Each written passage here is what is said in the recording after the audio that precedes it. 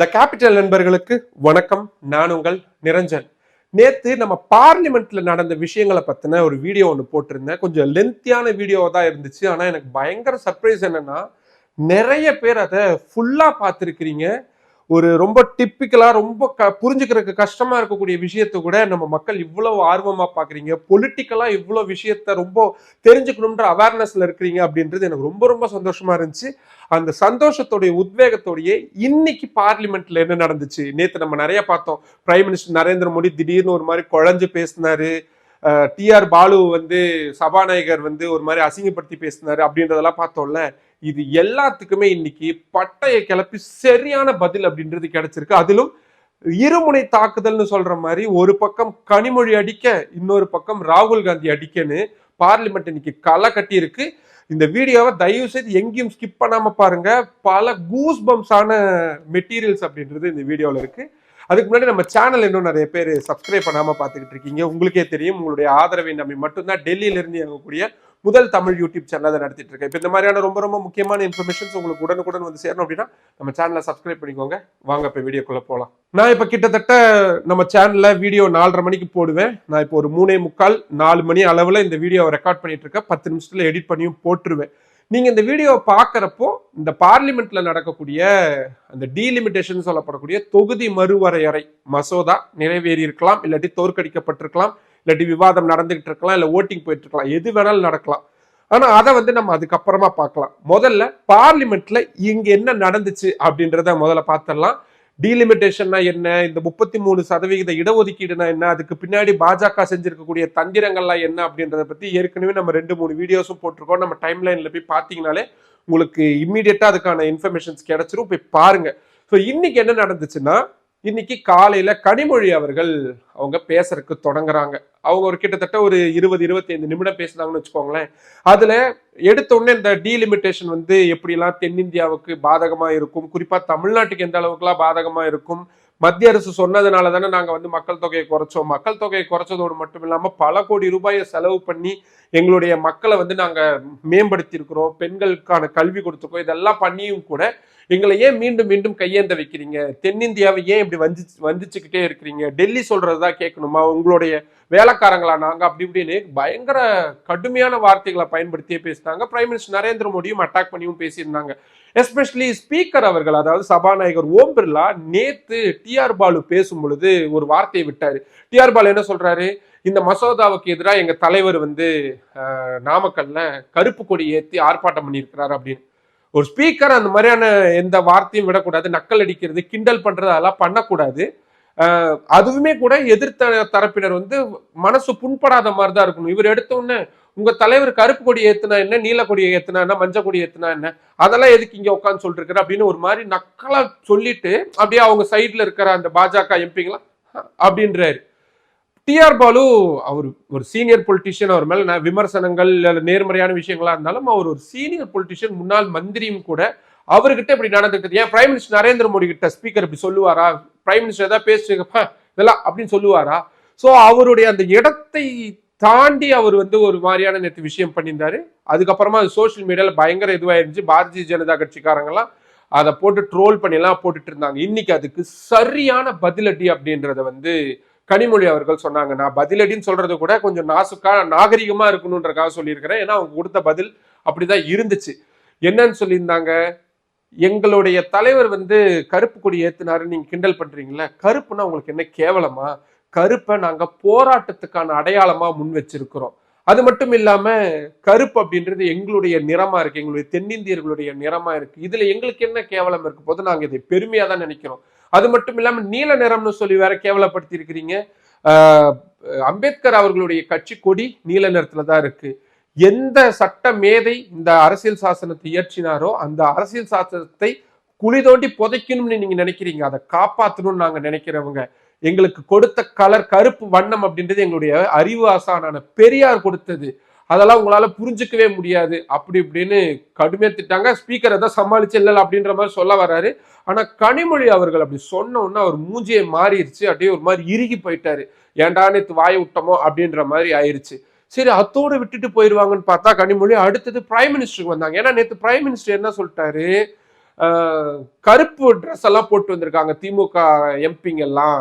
இந்த 33% இடஒதுக்கீடு மசோதா நிறைவேறதுக்கு கண்ணு பட்டுருச்சு, திருஷ்டி பட்டுருச்சு, அது வந்து கழிஞ்சு போறதுக்காக கருப்பு, அதாவது கருப்பு ஒரு கெட்ட சகுனத்துக்கு உண்டானது, கழிஞ்சு போகுது அப்படின்னு நான் நினைச்சுக்கிறேன், திருஷ்டி கழிஞ்சிச்சு அப்படின்ற மாதிரி சொல்லிட்டாரு. அதுக்கும் கனிமொழி இன்னைக்கு பயங்கரான ப்ரூட்டலான ஒரு ரிப்ளை அப்படின்றத கொடுத்திருந்தாங்க. கருப்பு கருப்புன்னு ஏன் சார் திருப்பி திருப்பி அதையே சொல்லிட்டு இருக்கீங்க? ஏன் இந்துத்துவவாதிகளா இருக்கக்கூடிய நீங்க கும்பிடக்கூடிய காளி கூட தான் கருப்பு நிறத்துல இருக்கிறாங்க அப்படின்னா கருப்பு என்ன கேவலமான நிறமா? கருப்புன்றது பெண்களுக்கான நிறம், கருப்பு அப்படின்றது நேர்மைக்கான நிறம், கருப்பு அப்படின்றது உழைப்பாளர்களுக்கான நிறம், கருப்பு அப்படின்றது நாங்க எல்லாரும் ஒண்ணு சேர்ந்து போராடி வெற்றி பெறுவோம் அப்படின்றது சொல்றதுக்கான நிறம். உங்களுக்கு ஏன் இந்த கலர் மேல இவ்வளவு அவர்ஷன் அப்படின்ற மாதிரியான விஷயங்களா சொல்லி அவங்க ரொம்ப இவங்க பண்ண மாதிரி அட்டாக் பண்ற மாதிரியோ இல்லாட்டி கிண்டல் அடிச்சு மனசு நோகடிக்கிற மாதிரியோ சொல்லாம அப்படியே பாலிஷ்டா, பட் ஆனா சுருக்குன்னு தைக்கணும். இனிமேல்ட்டு ஸ்பீக்கர் இப்படி திரும்பி இப்படி நக்கல் பண்றதா பண்ண மாட்டாருன்ற அளவுக்கு பிரைம் மினிஸ்டர் இப்படி நக்கல் பண்ண எதிர்க்கட்டும், கண்டமணிக்கு திட்டட்டும், அதெல்லாம் இருக்கட்டும். ஆனா ஒரு அவையுடைய மாண்பை மீறி இப்படி கிண்டல் பண்றதுல என்ன இருக்குது? Sir, I am surprised that people here who are there to protect Hindutva were not reminded of Kali, the goddess, the dark goddess who wears black.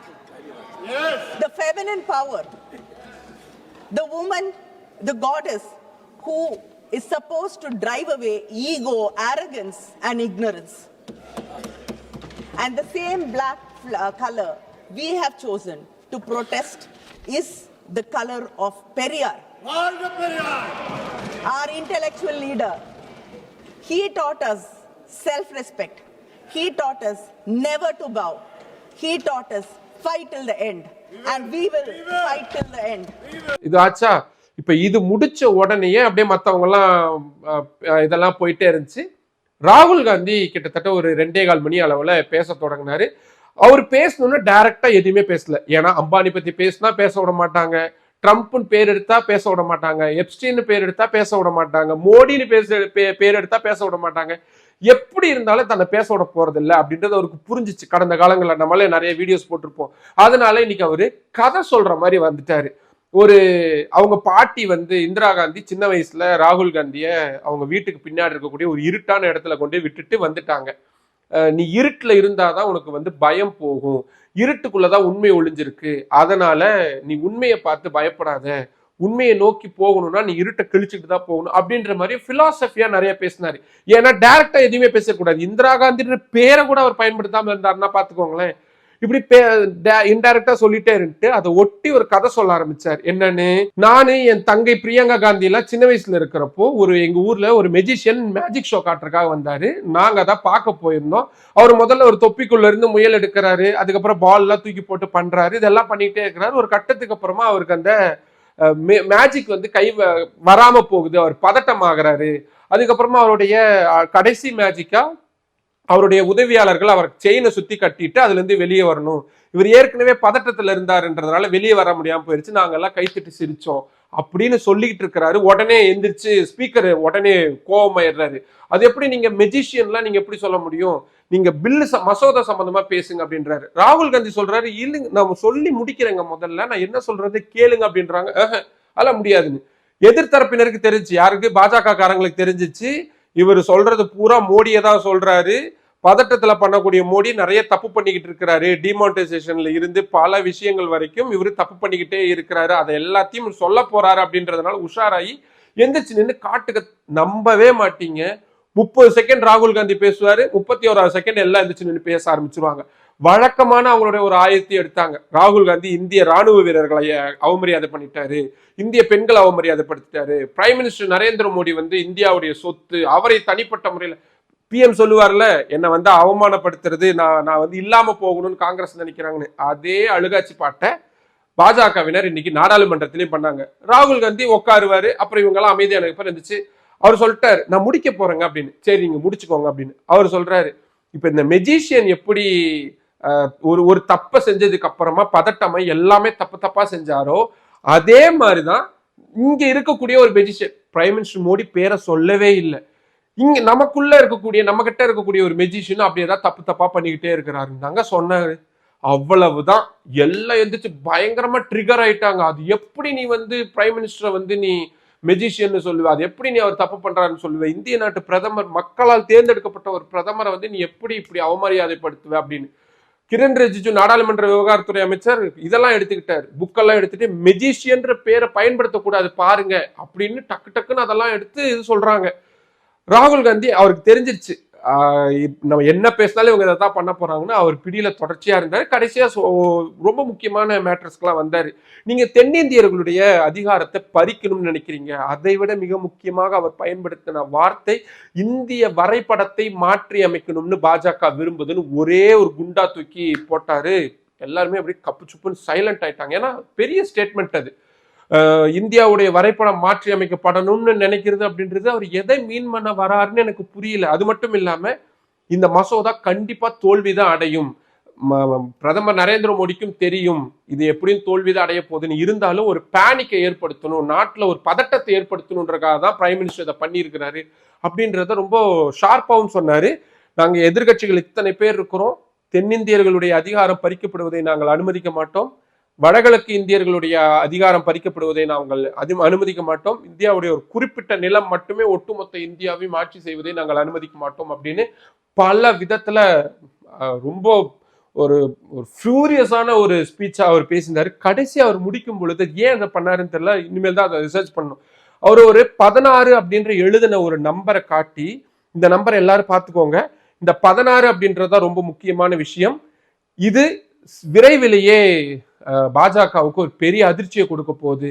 இது யாராவது அசியூம் பண்றீங்க அப்படின்னா எனக்கு ட்விட்டர்ல எனக்கு மெசேஜ் பண்ணுங்க, சோசியல் மீடியால எனக்கு சொல்லுங்க, சீக்கிரத்தில் இதோட ரகசியத்தை வெளியிடுறேன் அப்படின்னு சொல்லி அவர் அந்த ஸ்பீச்சை முடிச்சிருக்கிறாரு. என்ன அந்த 16 என்ன ஏதுன்னு தெரியல. ஆனா பார்லிமெண்ட்ல பாஜகவினருக்கு அவர் சொன்ன விஷயம், கனிமொழி சொன்ன அட்டாக்கு, ராகுல் காந்தி சொல்லியிருக்கக்கூடிய இந்த விஷயங்கள் எல்லாமே ஒரு விதமான பயத்தை கிளப்பி இருக்கு அப்படின்றத கண்கூடா பார்க்க முடியுது. அவங்க பயங்கரமா பதட்டமாகறாங்க அப்படின்னு. நான் இப்போ அடுத்தது பில் என்ன ஆச்சுன்றதை தொடர்ச்சியா பார்க்க போறேன். இந்த வீடியோல ஒட்டுமொத்தமா உங்களுக்கு இது என்னன்னு தோணுது, உங்களுக்கு தோணக்கூடிய கருத்துக்களை கீழே கமெண்ட் பாக்ஸ்ல சொல்லுங்க. மற்றும் ஒரு வீடியோவில் சந்திக்கலாம். நன்றி.